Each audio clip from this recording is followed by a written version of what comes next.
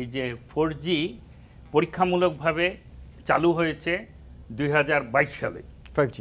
5G পরীক্ষামূলকভাবে চালু হয়েছে, কিন্তু কমার্শিয়ালি লঞ্চ করার কিন্তু ডেট আমি আজকেও বলতে পারছি না। কেন? ওই যে আপনার কথাটা, আপনি যেটা বললেন 4G ঠিক নাই।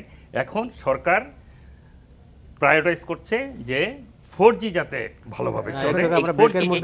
এখানে আমি একটু যোগ করে দিই, আসলে আমরা 5G নিয়ে কথা বলছি, কিন্তু মজার ব্যাপার হচ্ছে 5G যে টেকনোলজি সেটা তো আমার সাধারণ এন্ড ইউজারের জন্য প্রয়োজন নাই। কারণ 5G টা হচ্ছে বেসিক্যালি ইন্ডাস্ট্রিয়াল প্রোডাক্ট। এটার একটা হাই বলে এয়ার ফাইবার বলা হচ্ছে 5G কে। যদি একটা হাই স্পিড ব্যান্ডউইথ যাবে, সেই ব্যান্ডউইথটা দরকার হবে কোথায়? যেখানে রোবোটিক্স ড্রাইভেন কারখানা হবে, রোবোটিক্স ড্রাইভেন পোর্ট হবে, এয়ারপোর্ট, সেলফ ড্রিভেন কার হবে, সি পোর্ট, যেগুলো এখন চলছে দুনিয়াতে, সেগুলোর জন্য। কিন্তু আমার দরকার হচ্ছে আমার দরকার একটি কোয়ালিটি 4G। মানে আমরা যে মোবাইল ফোন ইউজ করি সাধারণ এটাতে 4G যথেষ্ট। এটা কোয়ালিটি 4G দরকার, সেটাই না দরকার নেই।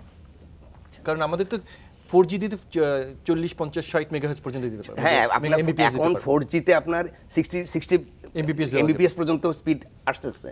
ফলে আপনি 60 mbps মানে হিউজ 8K ভিডিও চেয়ে বড় ভিডিও আপনি দেখতে পাবেন।